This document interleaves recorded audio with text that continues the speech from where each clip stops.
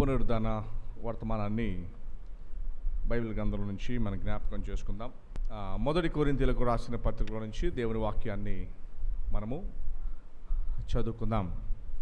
అపోస్తలుడైన పౌలు యేసు ప్రభువు వారి గురించి, ఆయన యొక్క పునరుద్ధానం గురించి మాట్లాడుతూ ఈ యొక్క మాటను ఆయన రాయించారు. 15వ అధ్యాయము 14వ వచనం. మరియు క్రీస్తు లేపబడి ఉండని ఎడల మేము చెయ్యు ప్రకటన వ్యర్థమే, మీ విశ్వాసమును వ్యర్థమే.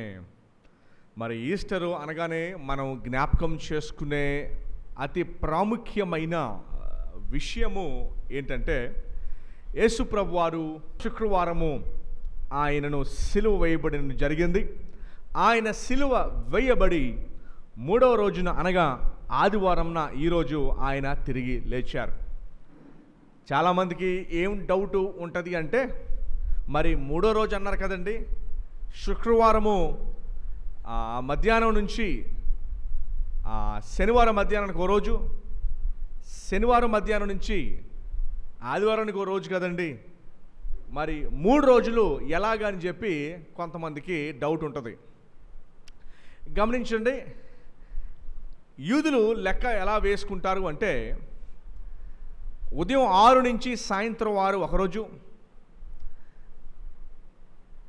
శుక్రవారం ఉదయం 6 నుంచి సాయంత్రం 6 మొదటి రోజు అవుతుంది. అలానే శనివారం 2వ రోజు అవుతుంది.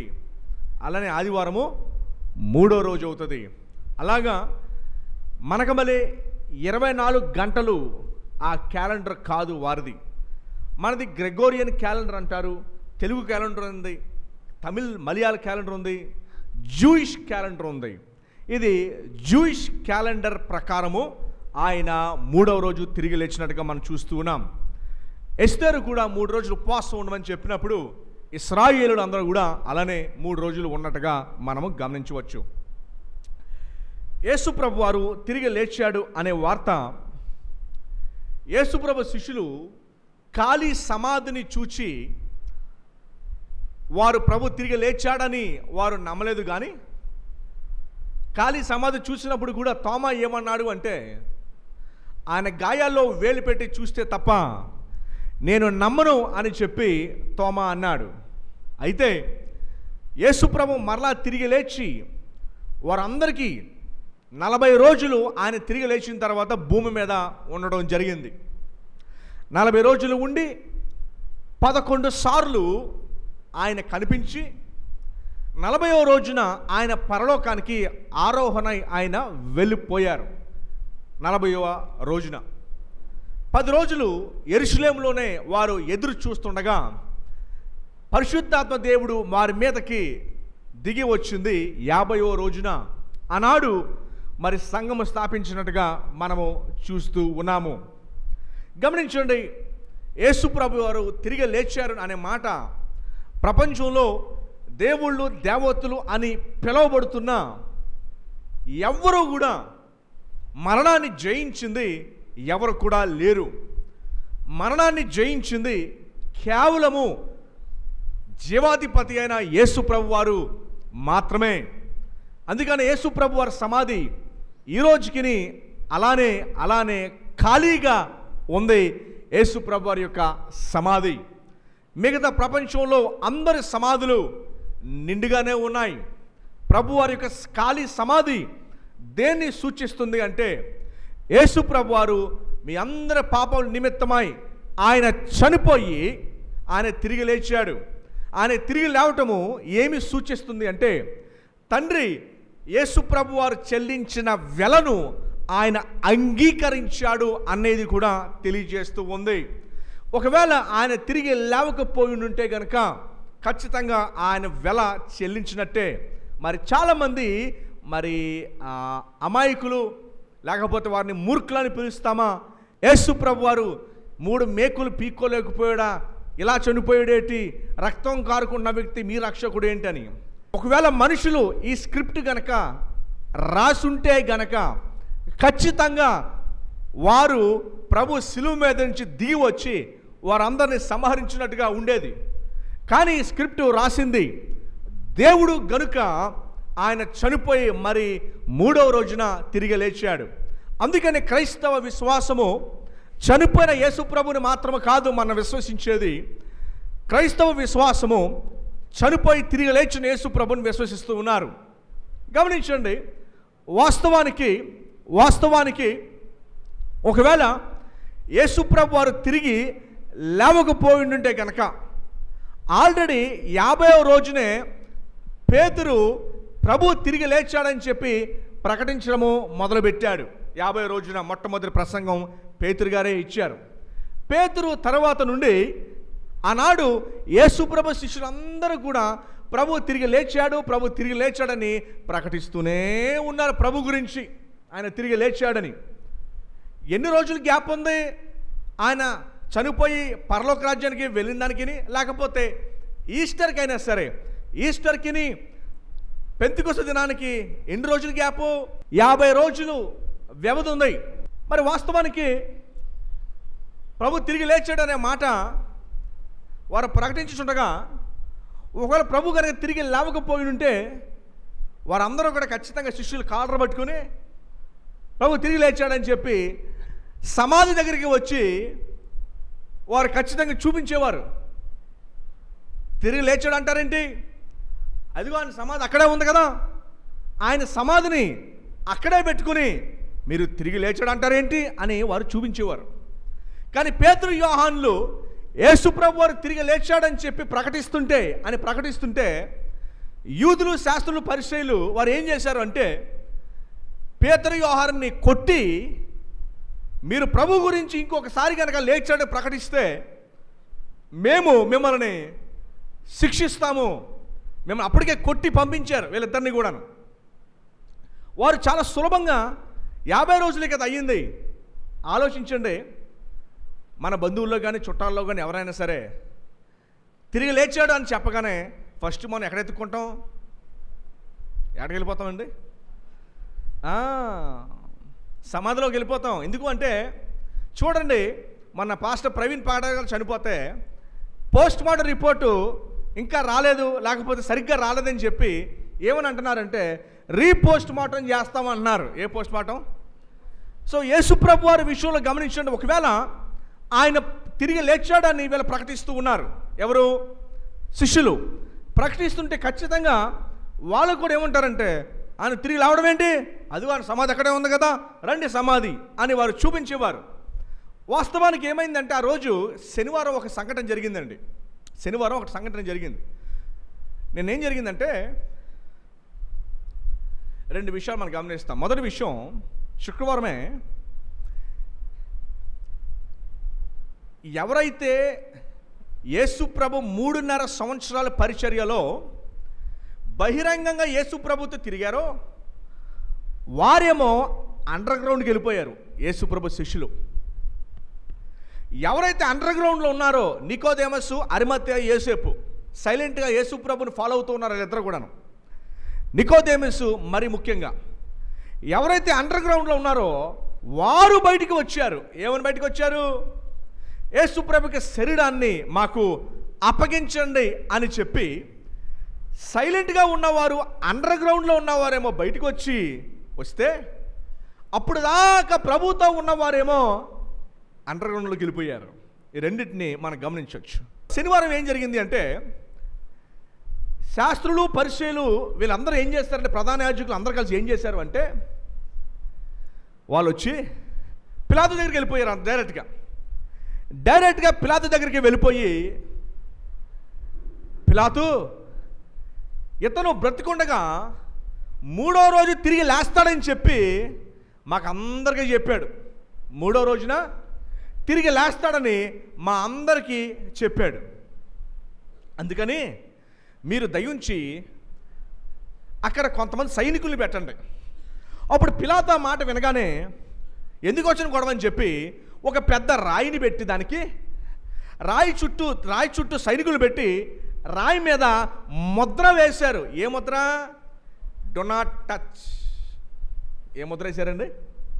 డు నాట్ టచ్ అంటే దీన్ని ఎవరు కూడా అంటుకోకూడదు, పట్టుకోకూడదు, దీని దగ్గరికి ఎవరు కూడా రాకూడదు. ఈ సైనికులు అందరూ కూడా చుట్టేశారు. ఆ సైనికులు అందరూ చుట్టేసరికి వాళ్ళు చేసే పని ఏంటంటే యేసుప్రభు యొక్క శరీరము బయటికి రాకుండా ఏం చేయాలి? కాపాడాలి. ఏమండి, నేను అనుకుంటూ ఉంటాను, ఇంకా శిష్యులుగా ఆ ఊహ రాలా ప్రభు తిరిగి లేస్తాడని. కానీ వీళ్ళకి ఆలోచన ఉంది, కాన్సన్ట్రేషన్ అంతా ఆయన మీదే ఉంది. అయితే యేసుప్రభు శిష్యులు ఏం చేశారంటే, క్రీస్తు తిరిగి లేస్తాడని, ప్రభు తిరిగి లేస్తాడని శిష్యుల్లో ఒక్కరు కూడా నమ్మలా. పేతురైతే ఏమన్నాడంటే, అసలు ఆయన ఎవరో నాకు తెలియదని చెప్పి ఆయన తన వృత్తి అయినా మరలా చేపలు పట్టుకోవడానికి వెళ్ళిపోయాడు. మార్క్ అయితే గత్సెమనే తోటలోనే పారిపోయాడు. ఆయన బట్టలు పట్టుకుంటే చించుకొని వెళ్ళిపోయాడు. పేతురు అయితే ఆయన ఎవరో నాకు తెలియదని చెప్పాడు. ఆయన సిలువ వేసే టైంలో కింద ఎవరు కూడా లేరు. అలాంటిది వారు తిరిగి లేచిన యేసు ప్రభుని వారు చూచారు కనుక మరలా తిరిగి వచ్చి యేసు ప్రభు సువార్తను వారు ప్రకటించారు. అదేంటంటే ప్రభు తిరిగి లేచాడు, అది మేము చూసాము అని ప్రకటించారు. చాలా ఈజీ కదండి. అలా ప్రకటిస్తుంటే చాలా ఈజీగా ఈ ప్రధాన యాజకులు ఈ శిష్యులందరినీ కూడా సమాధిని తీసుకువెళ్ళి, ఓయ్ తిరిగి లేచాడా, పద చూపిస్తాను సమాధి అని చాలా సులభంగా యేసుప్రభు యొక్క సమాధి దగ్గరికి వారు తీసుకువెళ్ళిపోయి రుజువు చేసేసేవారు. ఏం రుజువు చేసేవారు? ఆయన శరీరం ఇంకా అక్కడే. కానీ వాళ్ళు తీసుకెళ్ళారు. అలాగా తీసుకెళ్ళలేదు. కానీ వాళ్ళు ఏం చేస్తున్నారు అంటే, ఇంకొకసారి ఈ మాట ఎవరికైనా చెప్పారంటే మిమ్మల్ని మేము ఇంకా శిక్షించి మరణానికి అప్పగిస్తామని చెప్పి వార్నింగ్ ఇచ్చి పంపించారు. ఎవరికి? పేతురుకి, యోహానికి, కడమ శిష్యులందరికీ కూడా. ఆదివారం ఉదయం ఖచ్చితంగా జరిగిన సంఘటన ఏంటంటే, యేసుప్రభు శిష్యులు ఏదో చూశారు. ప్రభు అందరికీ కనపరుచుకోవాలా, కొంతమందికే 11 సార్లే కొంతమందికి కనపరుచుకున్నాడు. కానీ వాస్తవం సత్యం ఏంటంటే వారు ఏదో చూశారు. యేసుప్రభు వారు తిరిగి లేచుట వలన ఏం జరిగింది అన్న విషయాల్ని 7-8 విషయాలు నేను ప్రస్తావిస్తాను. చూడండి. మొదటిగా ప్రభువారు తిరిగి లేచుట వలన యేసుప్రభు వారు మరణపు ముళ్ళును విరిచి మరణాన్ని ఆయన జయించాడు. ఆయన మరణపు ముళ్ళు విరిచాడు, మరణాన్ని ఆయన జయించాడు. క్రైస్తవులకు మరణం మీద భయాన్ని తీసివేశాడు. విశ్వాసులు ఎవరో మరణానికి భయపడరు, లోకస్తులు మరణానికి భయపడతారు. క్రైస్తవుని దగ్గరికి వెళ్ళి, ఇదిగో నువ్వు కొద్ది రోజుల్లో చనిపోబోతున్నావు అని చెబితే విశ్వాసి భయపడే విశ్వాసి కాదు. ఎందుకు అంటే పౌలు గారు అన్నారు, మరణమా నీ ముళ్ళెక్కడ? మరణము నాకు మరిమేలు. ప్రకటన గ్రంథంలో అయితే అది గొప్ప ధన్యత. బైబిల్ గ్రంథంలో ఎక్కడ కూడా మరణాన్ని చెడ్డగా చేయలా. మీలో ఎంతమంది మరణం అంటే భయపడరు? నిరీక్షణ బట్టి వస్తుంది, మొండి ధైర్యం కాదు. ఎక్కడికి వెళ్తానో తెలుసు కాబట్టి ధైర్యం. విశ్వాసులు మరణానికి వారు భయపడరు. అందుకని పౌలు గారు చెప్తూ ఉన్నారు, మరణమా నీ ముళ్ళు ఎక్కడని ఆయన ప్రశ్నించాడు. యేసు ప్రభువు తిరిగి లేవడం వల్ల ఆయనకు మరణం ముళ్ళు విరిచాడు, మరణపు ముళ్ళని విరిచేశాడు, మరణపు ముళ్ళని జయించాడు. అందుకని మనం ఏమైనా పాటలు పాడుకుంటామంటే జయ జయ యేసు, జయ జయ క్రీస్తు. ఎందుకంటే మరణం మీద ఆయన విజయాన్ని సాధించాడు. నిజంగానే పునరుద్ధాన వర్తమానము కేవలం మనం వింటం మాత్రమే కాదు, అది మన హృదయాలకు చొచ్చుకుపోయి దాని యందు మనం విశ్వసించాలి. అంటే క్రైస్తవులకు నిజంగానే మరణం మీద భయాన్ని తీసేశాడు. మరణం మీద ఎవరికి భయం ఉంటుంది తెలుసా? అవిశ్వాసులకు భయం ఉంటుంది, లోకస్తులకు భయం ఉంటుంది మరణం మీద. అమ్మో చనిపోతామేమో, నేను చనిపోతే నా ఆస్తులు ఏమైపోతాయి, నేను చనిపోతే మా పిల్లలు ఏమైపోతారు, నేను చనిపోతే ఏమైపోతుందని. కానీ విశ్వాసి మరణం మీద ఎన్నడూ భయపడేవాడు కాడు. క్రీస్తు తిరిగి లేచుట వలన మనందరికీ నిరీక్షణ, ఒక బలము, ఒక ధైర్యము. అదేంటంటే ఇక మీదట మనకి మరణము. మీకు విషయం తెలుసండి, ఒకవేళ మనం బ్రతుకుండగానే యేసు ప్రభు వారు కనుక ఇప్పుడు వస్తే మనం మరణించము. మనం మరణించక ముందే మనం వెళ్ళిపోతాము. అందుకని మరణాన్ని ఆయన తీసివేశాడు. ఆయన విశ్వాసులకు మరణం యొక్క ముళ్ళును విరిచాడు. లోకస్తులు చూడండి, మరణం వస్తే ఎలా ఏడుస్తారో తట్టుకోలేరు. రోజుల తరబడి ఏడ్చేస్తారు. కానీ విశ్వాసులు అయితే నో, నాకైతే మరణం మీద ఏ భయం లేదు. మరి మీ విషయము మీకే తెలియాలి. విశ్వాసులకి మరణం మీద భయం ఎన్నడనో. రెండో మాట మీకు జ్ఞాపకం చేస్తాను. క్రీస్తు తిరిగి లేచడం వలన రెండో విషయం మనకి ఏం తెలిసిందంటే పునరుద్ధానం ఉందని మనకు తెలిసింది. మన దేశంలో చాలామంది ఏమని నమ్ముతారంటే, చనిపోయిన వాడు ఎక్కడికి వెళ్తారంటే, మాకేం తెలుసు, మేము చూసి వచ్చామా, ఎవరు చూసి వచ్చారు, మీకెలా తెలుసు, మాకేం తెలుసు. రెండవదిగా ఏమంటారు అంటే, చనిపోయిన వారు మట్టిలో కలిసిపోతారు, లేకపోతే గాల్లో కలిసిపోతారు. ఇది మన దేశంలో ఉన్న నానుడి. ఏంటంటే, రోడ్డు మీదకి వెళ్ళి అడగండి ఒకసారి, చనిపోయినాడు ఎక్కడికి వెళ్తారని అడగండి, మాకేం తెలుసండి. కానీ యేసు ప్రభు తిరిగి లేచడం వలన మనందరికీ తెలిసిన విషయం ఏంటంటే, నో, ఇదిగో ఆయన మనకు స్థలాన్ని సిద్ధపరిచాడు, అక్కడికైనా వెళ్ళాలి, లేదా నిత్య నరకాగ్ని గుండానికైనా నువ్వు పోవాలి. రెండే దారులు, ఏ దారి కావాలో నేస్తమా, ఒకటి పరలోకం, ఇంకొకటి నరకాగ్ని గుండం అని చెప్పి భక్తులు పాట రాశారు. అయితే పునరుద్ధానం తర్వాత ప్రపంచానికి తెలిసిన వార్త ఏంటో తెలుసా? ఇదిగో చనిపోయిన తర్వాత నువ్వు గాల్లో కలిసిపోయేది కాదు, చనిపోయిన తర్వాత మట్టిలో కాదు నువ్వు కలిసిపోయేది. చనిపోయిన తర్వాత నువ్వు దేవుని దగ్గరికి వెళ్తావా, లేకపోతే నరకానికి పోతావా. Very clear. పునరుద్ధానం ఈ విషయాన్ని చాలా స్పష్టం చేసేసింది. ఏమండి, పునరుద్ధానము కేవలము హ్యాపీ ఈస్టర్ మాత్రమే కాదు, క్రీస్తు పునరుద్ధానం మాత్రమే కాదు మనం చెప్పుకునేది. మనం చెప్పుకోవాల్సింది ఏంటంటే, ఇదిగో నేను లేచి చనిపోయిన తర్వాత తిరిగి లేచి నేను ప్రభువుతో పాటు నేను ఉంటాను. ఇది నా నిరీక్షణ. ఇది నిరీక్షణ మాత్రమే కాదు, ఇది సత్యంతో కూడిన వాస్తవము. మూడవది మీకు జ్ఞాపకం చేస్తాను. ఏడో తెలిసిన మూడవది, సాతాను శిరస్సుని విరగ్గొట్టాడు. ఆదికాండము 3:15 మనం చదువుతాము, అది నిన్ను తల మీద కొట్టును, అది అనగా ఆయన. ఏమండి, రక్షణ పొందిన వారికి పొందని వారికి డిఫరెన్స్ ఏంటంటే, రక్షణ పొందని వారు పాపము చేయకూడదు అని అనుకున్నా వాళ్ళ వల్ల అవదాం. చాలామంది 31 రాత్రులు గడిచిపోతాయి, తీర్మానాలు గడిచిపోతాయి. కానీ రక్షణ పొందిన సెయింట్స్ అని పిలుస్తాం, పరిశుద్ధులు, రక్షణ పొందిన వారి జీవితాల్లో, భక్తుల జీవితాల్లో మనం చూసేది ఏంటంటే, వారి పాపాన్ని జయించిన వారు. అందుకని సాక్ష్యాలు చెప్తూ ఉంటారు. ఒకప్పుడు నేను భయంకర దొంగతనాలు చేసేవాడిని, ఒకప్పుడు భయంకర పాపాలు చేసేవాడిని, ఒకప్పుడు భయంకరమైన జీవితాన్ని జీవించేవాడిని. కానీ ఇప్పుడు ఈ పరిశుద్ధమైన గ్రంథాన్ని పట్టుకుని ప్రకటిస్తున్నాను అని చెబుతారు. అందుకని క్రైస్తవము మతాన్ని మార్చదండి. క్రైస్తవం అంటే మతం మారడం కాదు. చాలామంది నేను ఒరిస్సా ఛత్తీస్గఢ్లో సేవ చేస్తుంటే వాళ్ళు ఏమన్నారంటే, ఓయ్ నువ్వు మార్తాకు వచ్చావా? నేను అన్నాను, నేనెవరిని మార్చుతాకి, నేనెవరిని మార్చడానికి? నువ్వు నన్ను మార్చి చూడు, నువ్వు మార్చగలవేమో. పోనీ నేను నిన్ను మార్చగలనేమో చూద్దాం. ఏ మనుషుని ఎవరు మార్చలేరు. ఒక ఆయన అన్నాడు, నువ్వు మార్చేస్తున్నావు అని అంటే వాళ్ళకి అవమానం చేస్తున్నావు. ఎందుకు అంటే అలా చిన్నపిల్లల మారిపోతాకే. అరే ఇంట్లో చిన్నపిల్లలే మాట ఏంట్రు, వాళ్ళు సరిగ్గా అన్నం తినిపించగలరా? వాళ్ళకి అన్నం తినిపించాలంటే 100 కథలు చెప్పాలి వాళ్ళకి. వాళ్ళు మారతారా? క్రైస్తవము మతాన్ని మార్చదు. దేవుడు ఒక్కడే మనిషిని మారుస్తాడు. మన సువార్తని ప్రకటించుండగా దేవుడు అతని హృదయాన్ని తెరుస్తాడు. మొన్న ఒకసారి రాజస్థాన్లో ఒక కేసు అయింది.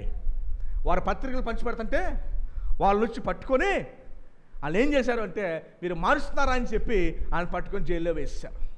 నీకు నిజంగా ధైర్యం ఉంటే వాళ్ళ ఇంటికి వెళ్ళి, ఎందుకు మారావు, ప్రభువుని ఎందుకు తెలుసుకున్నావు, ప్రభువుని ఎందుకు అంగీకరించావు అడుగు. నువ్వు నా మీద కాదు, నువ్వు కేసు పెట్టావు, నువ్వు వెళ్ళి వాళ్ళని అడుగు, వాళ్ళు చెప్తారు సమాధానం. వాళ్ళు ఏం చెప్తారు తెలుసా? ప్రభు నిజదేవుడు గనక మేము అంగీకరించాం, ఆయన మా గాయాలు కట్టాడు కనుక మేము ఆయన అంగీకరించాము, ఆయన మమ్మల్ని ప్రేమించాడు కనుక మేము అంగీకరించాము. నువ్వెవరు అడుగుతాకి? మారిన అతని మీద కాదు, దమ్ముంటే నీకు ధైర్యం ఉంటే మారిన వ్యక్తి మీద పెట్టి అది చూద్దాం. నన్ను అంటావేంటి? నన్ను కాదు నువ్వు అనాల్సింది అన్నారు. నిజమేనండి, ఇది నిజమే కదండి. అనాల్సింది ఎవరినండి? మారిన వ్యక్తిని అడగండి, నన్ను కాదు అడగాల్సిందే. అందుకని బైబిల్ చెప్తుంది, ఏ మనుషుడు ఎవరిని మార్చలేడు, దేవుడే హృదయాన్ని తెరుస్తాడు. దేవుడు హృదయాన్ని తెరిస్తే ఎవరు మాట్లాడగలరు? ఏ మనుషుడు? ఏమండి, నేను ₹1,00,00,000 ఇచ్చినా, ఎవరైనా 10 కోట్లు ఇచ్చినా, నీ పేరు మారుద్దేమో, బాప్తిజం తీసుకుంటావేమో, కానీ నీ హృదయం నీ వల్ల కూడా కాదు. యేసు ప్రభు వారు మరణం మీద భయాన్ని తీసివేశాడు, మరణ ముళ్ళుని ఆయన విరిచిస్తాడు. రెండవది, ఆయన ఇంకోటి ఏం రుజువు చేశాడు అంటే, పునరుద్ధానం ఉంది. మనిషి గాల్లో కలిసిపోడు, మనిషి మట్టిలో కలిసిపోడు, మనిషి ఎక్కడికి వెళ్ళిపోతాడో మాకు తెలియదు అని అనడానికి లేదు. పునరుద్ధానం ఏం తెలియజేసిందంటే, చనిపోయిన వానికి రెండు, ఒకటి నరకం, ఇంకోటి పరలోకం. సో భూమి మీద నరకం కాదు, నరకం అసలైంది ఉంది.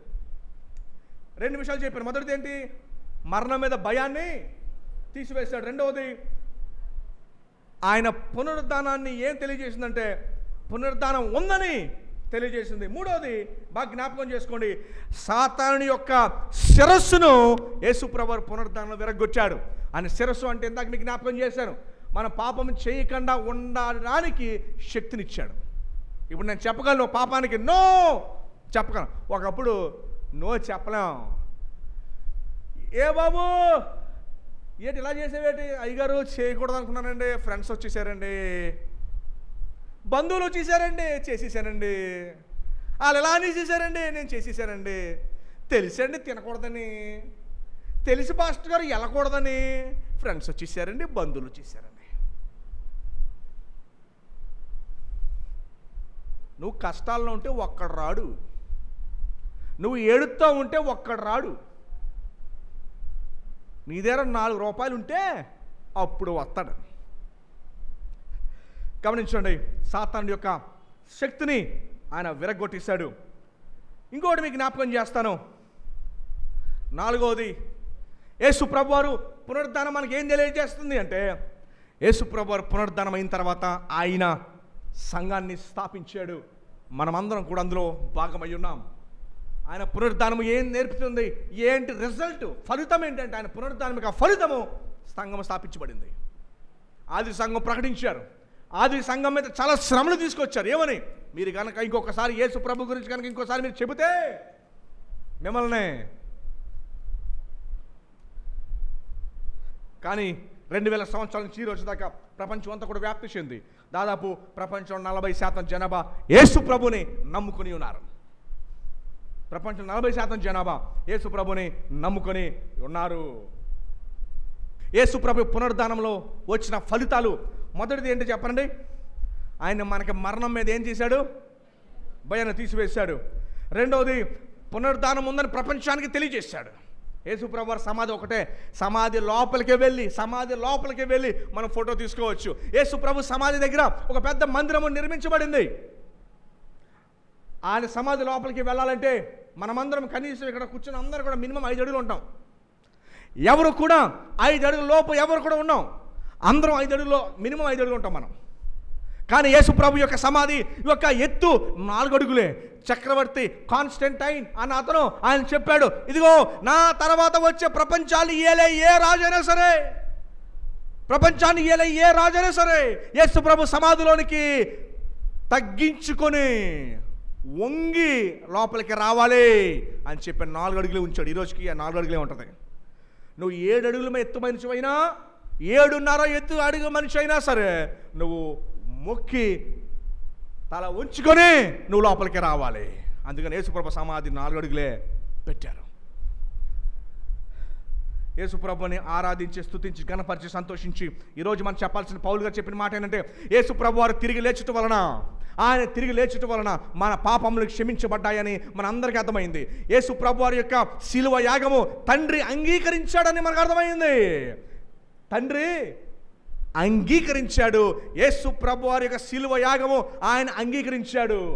కయ్యను అర్పణ అంగీకరించాడా? కానీ యేసు ప్రభు వారి యొక్క అర్పణ ఆయన అంగీకరించాడు. మిమ్మల్ని ఒక ప్రశ్న అడుగుతాను నేను.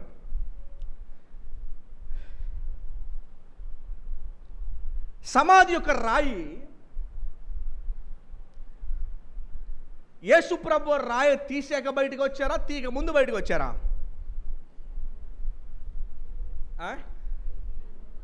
తీయక ముందే బయటకు వచ్చారు. ఆ రాయి ఎందుకు తీయబడిందో తెలుసా? ఆయన లోపల లేడు. ఇప్పుడు మీరందరూ వెళ్ళి ఖాళీ సమాధి చూసారండి అని చెప్పటానికి దేవదూతలు రాయిని తొలగించి ఆ రాయి మీద వారు కూర్చుండి ఉన్నారు. సజీవులను మృతుల్లో ఎందుకు మీరు వెతుకుచున్నారు అని అడిగారు. ఏమండి, ఆ రోజు ఏమని తెలుసా? ఈ యొక్క రోమా సైనికులు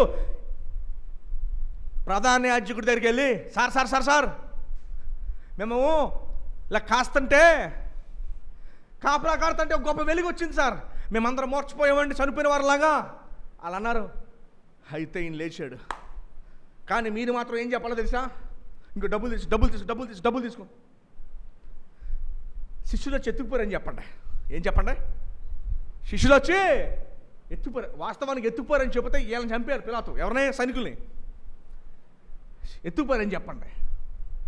బైబిల్ రాయబడి ఉంది. ఈరోజు చాలామంది యూదులు యేసు ఆ రోజు ఈ రోజు నమ్మకపోవడం గల కారణం ఏంటి తెలుసా? ఈ అబద్ధమే. ఏంటి అబద్ధం? సమాధానం ఖాళీగా ఉంది. శిష్యులు ఎత్తుకుపోరని చెప్పారు. వాళ్ళు శిష్యులు ఎత్తుకుపోతారా? వీళ్ళు కాపలా కాదంటే అలా ఎత్తుకుపోయారు చెప్పండి. ఏమండి, బ్యాంకులో లాకర్ ఉంటుంది, లాకర్కే కాపలా ఉంటుంది, సెక్యూరిటీ సిస్టమ్ అని అంటారు. దాన్ని టచ్ చేస్తే అలారం మోగిపోతే బ్యాంక్ అంతా. వాళ్ళు కాపలా కాదంటే ఈరొచ్చి ఎత్తుకుపోయారు. పైపే చాలా ఉన్నారు సార్, మేము నిద్రపోతుంటే వాళ్ళు ఎత్తుకుపోయారు. నిద్రపోతాను నీకేం తెలుసు? వాళ్ళు చెప్పిన అబద్ధం ఈ రోజుకి ప్రచురణలోనే ఉందని బైబిల్ చెప్తున్నది. జ్ఞాపకం చేసుకోండి. మన ప్రభు తిరిగి లేచాడు. మన ప్రభు ఆయన చనిపోవడం మాత్రమే కాదు, ఆయన తిరిగి లేచాడు. ఆయన తిరిగి లేచాడని అర్థం ఏంటో తెలుసా? ఆయన జీవాధిపతి, జీవానికి అధిపతిగా ఆయన ఉన్నాడు. ఆయనలో మనందరం ఉన్నాం. మనకి మరణం లేకుండా ఆయన పరలోకానికి వెళ్ళిపోతే 5వ ఆశీర్వాదం ఏంటో తెలుసా? మనకి పరదైసు స్థలాన్ని సిద్ధపరుస్తానని చెప్పాడు. ఆయన తిరిగి లేచడం వలన పరదైసులో మనకు స్థలాన్ని సిద్ధపరిచాడు. 6వది పరిశుద్ధాత్మ దేవుణ్ణి మనకు పంపించాడు, మనల్ని మార్చడానికి, సరిచేయడానికి, ఆయనలో ఉంచడానికి. 6 విషయాలు చెప్పాను మీకు. పునరుద్ధార్మిక ఫలితాలు. మొదటి ఫలితం ఏంటంటే మనకి మరణం మీద భయాన్ని ఎందుకు పోయిందో తెలుసా? నోటితో చెప్తున్నారా, ఇక్కడ నుంచి చెప్తున్నారా? దావీదు మాట అంటాడండి, ఎవరైనా దేవుణ్ణి ఆరాధించేటప్పుడు ఎలా ఆరాధించాలంటే ప్రతిష్ఠితము గల ఆభరణములను ధరించి. ఏ ఆభరణాలు ధరించాలంట? ఆయన ఆరాధించువారు ప్రతిష్ఠిత ఆభరణములను ధరించి ఆరాధించాలంట. ప్రతిష్ఠిత ఆభరణాలు అంటే ఏంటి ఏమా? ప్రతిష్ఠిత ఆభరణాలు అంటే ఏంటి చదువుతారా? ధరించమన్నాడని 29వ అధ్యాయం కీర్తన 29వ అధ్యాయం 2వ వచనం 2వ లైన్. ప్రతిష్ఠితము గల ఆభరణములను ధరించుకొని ఆయన ఎదుట. అమ్మ, ప్రతిష్ఠితము గల ఆభరణాలు ఏంటో చెప్తాను, బాగా ఆలకించండి, ఇంకెప్పుడు మర్చిపోకండి దీన్ని. సెయింట్ అగస్టిన్, సెయింట్ ఆన్స్లెమ్ అనే గొప్ప దైవజనులు రాశారు ఈ మాటలు. అది మీకు మీ ముందు తీసుకొస్తున్నాను నేను. 4వ శతాబ్దంలో బతికాడు ఒక ఆయన, ఆన్స్లెమ్ 11వ శతాబ్దంలో బతికాడు. గొప్ప భక్తులు, ప్రపంచాన్ని ఎంతో మార్చిన ఈ 2 భక్తులు చెప్పిన మాట. ప్రతిష్ఠితము గల ఆభరణాలు అంటే అవి ధరించుకోనంట మనం ఎవరు స్తుతించాలి? ఆభరణాలు ఏం చేయాలి మనం? ప్రతిష్ఠితము గల ఆభరణాలు ఏంటి? మనకి ఈ ఆభరణాలు తెలుసు, ఈ ఆభరణాలు తెలుసు, ఈ ఆభరణాలు తెలుసు, ఈ ఆభరణాలు తెలుసు, ఇవి తెలుసు, ఇవి తెలుసు, అవసరం ఆడు తెలుసు. అలాగే నాలుగుకి ఆభరణాలు తెలుసు మనకి. ప్రతిష్ఠితము గల ఆభరణాలు అంటే ఏంటో తెలుసా? దేవుని ఆరాధించేవారు. వీటి అన్నిటికి మించి లోపల ఇంకోటి ఉంటుంది, మైండ్ అని పిలుస్తాం. నీ మనసు ఉందే, ఆ మనసంట ఆయన్ని చూచి తోమా అన్నాడే, నా దేవా, నా ప్రభువా, నా దేవా అని గొప్ప తలంపులతో దావీదు కీర్తనలన్నీ కలిపి అత్యంత ఉన్నతమైన తలంపులతో దేవుణ్ణి చూస్తూ, అయ్యా నా హృదయము నా మనసు నీ గురించే, నీ మీద ఆధారపడుతూ, నిన్నే ఆలోచిస్తూ నీ గురించే ఉందయ్యా, నా మనసంతా నీ గురించే అని చెప్పి ఆయన వైపు చూస్తామే, ఆ భయము, వణుకు, ఆ ఆనందము, ఆ భక్తి, ఆ మనసుకు వేసుకునే ఆ ఆలోచనలే ప్రతిష్ఠితము గల ఆభరణాలు. అర్థమైందండి? 4వ శతాబ్దంలో సెయింట్ అగస్టిన్ అనే భక్తుడు చెప్పాడే మాట. ఆ ప్రతిష్ఠితము గల ఆభరణాలు అర్థమైందా? ఆయన వైపు చూస్తూ ఆ భక్తి, ఆ భయము, ఆ ప్రేమ, ఆయనతో నీతో పాటు నేను ఉండాలయ్యా, నా మనసంతా నీ మీద ఉంది, ఇంకోటి నాకు ఏ ఆలోచన లేదు, నువ్వే నువ్వే నువ్వే అనే మాట చెబుతుండగా నీ మనసు నింపుద్దే, నీ మనసు ధరించుకుంటుందే ఆయన గురించి తలంపులు, అవి ఆభరణాలంతే. ప్రతిష్ఠితము గల 4వ శతాబ్దంలో చెప్పాడు. 11వ శతాబ్దంలో ఆన్స్లామ్ అని ఇంకో భక్తుడు ఏం చెప్పాడు తెలుసా? నీ హృదయ చిత్తాన్ని, నీ ఇష్టాలని దేవుని ఇష్టాలుగా నువ్వు చేసేసుకున్నప్పుడే నీ హృదయం చుట్టూ ఆభరణాలు ఉన్నట్టు, ఆయన చిత్తమే నీ ఆభరణం. దేవుని ఆరాధించాలండి అమ్మ. ఎలా ఆరాధించాలమ్మా? ఎలాగా? ఆయన ప్రతిష్ఠితము గల ఆభరణములు ధరించుకొని ఆయనను. అది ప్రపంచంలో భక్తులు సెయింట్ అగస్టిన్ 4వ శతాబ్దం భయంకరమైన పాపి, జైల్లోకి వెళ్ళాడు, తల్లి ఏడుస్తూ ఉంది. ఆయన అన్నాడు, నా తల్లి కన్నీటి ప్రవాహంలో కొట్టుకుంటూ యేసు ప్రభు దగ్గరికి వచ్చాను. జైల్లోంచి బయటకు వచ్చిన తర్వాత ఫ్రెండ్స్ పిలిచి, అగస్టిన్ రా పాపం చేద్దాం, మరలా వెళ్దాం, బయటకు వెళ్ళి ఎంజాయ్ చేద్దాం అని అన్నాడు. ఆ పాత అగస్టిను చచ్చిపోయాడు, ఇంక లేడిక. ఆ విజయాన్ని ప్రతి విశ్వాసికి దేవుడు దయచేశాడు. అమ్మా ప్రశ్న, మీరు గతంలో ఏ పాపాలతో అయితే కొట్టుమిట్లాడుతున్నారో ఇంకా అదే పాపాలతో ఇప్పుడు కూడా కొట్టుమిట్లాడుతున్నారా? అమ్మ వింటున్నారా ఈ మాట? చాలా ఇంపార్టెంట్ ఈ సిద్ధాంతాలన్నీ కూడాను. ఇవి తెలియకుండా మన పరలోక రాజ్యానికి దగ్గరికి వెళ్ళేది లేదు. ఒకప్పుడు కొన్ని పాపాలతో కొట్టుమిట్లాడారు కదా, ఇప్పుడు కూడా అదే పాపాలతో కొట్టుమిట్లాడుతున్నారా? అదే పాపాలతో కొట్టుమిట్లాడితే కనుక దయచేసి ప్రభువుని అడగండి, ప్రభు నన్ను క్షమించి నన్ను బయట తీసుకురండి అని. అదే పాపాలతో మనం ఇంక ఇబ్బంది పడకూడదు. ప్రభు ఆ యొక్క ఆ స్త్రీతో అన్నాడు మగ్దలేనే మరియతో, అమ్మ ఇంకెప్పుడు ఈ పాపాలు నువ్వు, నేను క్షమించేస్తాను వెళ్ళిపో, ఇంకెప్పుడు ఈ పాపాలు నువ్వు. సో ప్రభు మనకి ఇచ్చింది ఏంటో తెలుసా? 3 చెప్పారు. 4వది ఏంటి జ్ఞాపకం చేస్తారా? ఏం చేశారండి? ఆయన సంఘాన్ని స్థాపించారు. ఈరోజు మనం అందరూ భాగమై ఉన్నాం. ఇది ప్రభు రొట్టెలో పాల్గొంటాం ఇంకో 2 నిమిషాల్లో. అది మనకి ఇచ్చారు ఆయన. 5వది పరిశుద్ధాత్మ దేవుణ్ణి మన రక్షణకర్తగా ఆయన మనకి ఇచ్చాడు. 6వది ఏం చెప్పాను అంటే, మన కొరకు పరలోక రాజ్యంలో స్థలాన్ని సిద్ధపరిచాడు. ఏమా భూమి మీద మనకి ఇల్లు ఉన్నా లేకపోయినా పర్వాలేదు, ఎల్లకాలం మీకు ఉండేది కాదు. అసలు ఈ శరీరమే నీది కాదు. అదే దేవుడు రేపొద్దున దాన్నే మనం విడిచిపెట్టి వెళ్ళిపోవాలి ఇక్కడి నుంచి. మన శరీరాన్ని విడిచిపెట్టి, అమ్మా బాగా ఆలకించండి, ప్రభు నిజము ఆయన చరిత్రలో చనిపోయాడు, ఆయన చరిత్రలో తిరిగి లేచాడు. ప్రపంచం ఎందుకు నమ్మలేకపోతుందంటే సాతాను వాళ్ళ కళ్ళకి గుడ్డితనం కలిగి చేశాడు.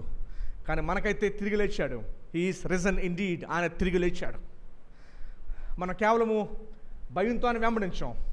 ఆయన తిరిగి లేచాడనే ఆనందంతో, సంతోషంతో ఆనందంతో ఆయన గురించి ప్రకటిస్తూ ఇతర క్రైస్తవుల్ని ఎన్నడూ కూడా నువ్వు మాదిరి కాదు, దీన్ని మాదిరిగా తీసుకోవాలి. నీకంటే భక్తిపరులు ఉంటే ఓకే, నీకంటే బలహీనులని మాదిరిగా తీసుకోబోతావు. నీకంటే బలహీనుల మాదిరిగా తీసుకుంటే నువ్వు ఫెయిల్ అయిపోతావు వాళ్ళతో పాటు. 100 మార్కులు 80 మార్కులు వచ్చినోడిని మాదిరిగా తీసుకోవాలి. 40 మార్కులు వచ్చిన మాదిరిగా తీసుకుంటే నీకు 100కి 20 వస్తాయి, ఫెయిల్ అయిపోతావు, నరకానికి పోతావు. 80 మార్కులు వచ్చేవాడిని మాదిరిగా తీసుకోండి. ఆయన అలాగ ఉంటున్నాడు, నేను కూడా ఆయనలాగా ఉండాలి అని. ఎప్పుడైతే మీరు 100 మార్కులకి ఏం చేస్తారో అప్పుడు మీకు 80 మార్కులు 70 మార్కులు వస్తాయి. మీరు 40 మార్కులు వచ్చేవారితో కనుక మీరు పోల్చుకున్నారా, మీకు 20 మార్కులు వచ్చి ఫెయిల్ అయిపోతారు, నరకానికి వెళ్ళిపోతారు. ఈరోజు నా వర్తమానం నరకం గురించి వెళ్తానని కాదు, కానీ జ్ఞాపకం చేస్తూ ఉన్నాను. పరలోకమైన సత్యమో అదే సేమ్ టైం నరకం కూడా అంతే సత్యమో. ఏమండి, ప్రభు మీ అందరి కొరకు తిరిగి లేచాడు. అందుకని మనము గీతం గీతం జయ జయ గీతం అని పాడుకున్నాం. అమ్మా మీకు అర్థమవుతుందా? ఆయన దేని మీద విజయాన్ని పొందాడు? ఆయన దేని మీద విజయాన్ని పొందాడో అదే విజయాన్ని మనకు కూడా ఇచ్చాడు. ఆయన దేని మీద విజయాన్ని పొందాడు అదే విజయాన్ని మనకు కూడా. అమ్మా ఇంకో ప్రశ్న అడుగుతున్నా, మీకు ఆ విజయాన్ని ఇచ్చాడని మీకు అర్థమవుతుందా? ఇక్కడ అర్థమవుతుందా? ఎస్. పోనీ ఇంకా విజయం పొందని వారు ఉంటే గమనించండి, మీ బానిసత్వం నుంచి విడిపించాడు, విజయాన్ని ఇవ్వగల సమర్థుడు. పౌలు క్రైస్తవులను చంపడానికి తిరిగాడు, ఆ సౌల్ని పౌలుగా మార్చాడు. అదే పౌలు ప్రభు కొరకు మరణించే స్థితిలోకి దేవుడు ఉన్నతమైన స్థానాన్ని ఇచ్చాడు, అంతగా మార్చాడు. దేవుడు మిమ్మల్ని కూడా అంతకంటే గొప్పగా మార్చగలడు. అదే బానిసత్వం ఇంకా ఉన్నారు అంటే గమనించండి, దేవుడు మీకు సహాయం చేసి బయట తీసుకొస్తారు మిమ్మల్ని. He is capable. మనుషులకి అసాధ్యమైనది దేవునికి సమస్తము సాధ్యమే. ఏమండి? సో అంచేత ఈరోజు ఏ రోజు అండి అమ్మ? ఏ రోజు? ఈరోజు పునరుద్ధాన దినము. బైబిల్లో ఈస్టర్కి మనకు కనబడదు, కానీ ఈస్టర్ కూడా ఏదైనా కూడా క్రీస్తు పునరుద్ధాన దినం అంటే ఆయన తిరిగి. అందుకని సంఘమందరం శనివారం కలవడం మానేసాం. యూదుల వల్ల మన శనివారం కలవట్లా. ఎందుకంటే మన విశ్రాంతి ఇప్పుడు రోజులో కాదు, మన విశ్రాంతి క్రీస్తులో. అందుకనే ఆది సంఘము ఆదివారం కలవడం మొదలుపెట్టారు. సో ప్రతి ఆదివారం మన రొట్టె వేరే వాళ్ళు బాప్తిసం తీసుకుని ప్రతి ఒక్కరు కూడా ఆదివారం ఎన్నడూ పనికి కానీ దేనికి కానీ పోకూడదు. ఎందుకంటే ఆదివారం ఎక్కడ ఉండాలి? మనం ఉండాలి. ఒక సహోదరి చెబుతూ పాస్టర్ గారు ఆ సాక్ష్యం ఇస్తున్నారు, కరోనా టైంలో మా ఇంట్లో మా బంధువులు, మా కుటుంబీకులు, మా అపార్ట్మెంట్లో ఉన్న 2-3 క్రైస్తవులు అందరం కూర్చొని సంతోషంతో రోజు ప్రభు రొట్టెని విరుస్తూ ఆయనకి ఆరాధన చేసుకున్నాం. Oh what a days. Sudhakar ముడితోకని వాళ్ళ భార్య శాంతకుమారి ఆవిడ వాక్యం చెప్తూ ఆయన చెప్పిన మాట ఏంటంటే, మేము రోజు ప్రభు రొట్టెలు విరిచాము. నేను చనిపోయేటప్పుడు నాకు ఏదైనా ఆశ ఉందంటే ప్రభు రొట్టె విరిచి వెళ్ళిపోవటమే. ఆయన దగ్గరకు నేను కొనసాగిపోతా, ఆయన దగ్గరకు నేను వెళ్ళిపోతాను అనే మాట ఆమె జ్ఞాపకం చేసింది. యేసు పునరుద్ధానము 2000 సంవత్సరాలు జరగడం కాదు, ఆయన నీ హృదయంలో ఆయన లేవాలి, నీ హృదయంలో ఆయన జన్మించాలి, నీ హృదయంలో ఆయన పునరుద్ధానం అవ్వాలి. ఆ ఎక్స్పీరియన్స్ మీ అందరికి రావాలి. నా కొరకు ప్రభు లేచాడు, ఇక మీద నేను పాపం చేయను అవసరంలా, ఇక మీద పాపం మీద నాకు స్వతంత్రత ఇచ్చాడు, ఆ పాపం యొక్క శక్తిని నేను తొక్కివేస్తాను, ఆయన శక్తిని నాకు ఇచ్చాడు, ఇక మీదట నేను ఆయనతో పాటు సాగిపోతా. పాపానికి భయపడను, దాని బానిసత్వానికి భయపడను. అది చేయకుండా ఉండాలనుకుంటే నేను చెప్పగలను నో టు సిన్ అని నేను చెప్పగలను. సిన్కి నేను కాదు నో అని నేను చెప్పగలను. నా బంధువులకి, నా కులానికి, నా స్థితిగతులకి, అన్నిటికి నేను నో చెప్పగలను. క్రీస్తుకి మాత్రమే ఎస్ చెప్పగలను. ఏమండి? క్రీస్తుకి మాత్రమే నేను ఎస్ చెప్పగలను. మన క్రీస్తు సజీవుడు, మన క్రీస్తు సజీవుడు. ఎంత గొప్ప వార్త అండి, ఎంత గొప్ప వార్త. మరి మీకు ఆనందం తీసుకొస్తుందో లేదో నాకైతే తెలియదు, కానీ నాకైతే చాలా సంతోషం, ఆనందం తీసుకొస్తుంది. ఎందుకంటే రేపు లాస్ట్ రోజు అయినా భయపడిన అవసరంలా, ఎల్లుండ లాస్ట్ రోజు అయినా భయపడిన అవసరంలా. అమ్మో నరకానికి వెళ్తాను భయం కూడా తీసివేశాడు. ఆయన పరిశుద్ధత ఇచ్చాడు కాబట్టి ఆ భయం కూడా లేదు, ఆ భయం కూడా తీసాడు. ఎక్కడికి వెళ్తున్నానో తెలుసు, నా కొరకు స్థలాన్ని సిద్ధపరుస్తానని చెప్పాడు నా రక్షకుడు. నా రాజు నా కొరకు స్థలాన్ని సిద్ధపరుస్తానని చెప్పాడు. ఆయన దగ్గరికి వెళ్ళిపోతాం. మరణమా నీ ముళ్ళు ఎక్కడ? ఎంత గొప్ప నిరీక్షణ అండి, ఎంత గొప్ప నిరీక్షణ. ప్రభువు తిరిగి లేచాడు. ఆమేన్.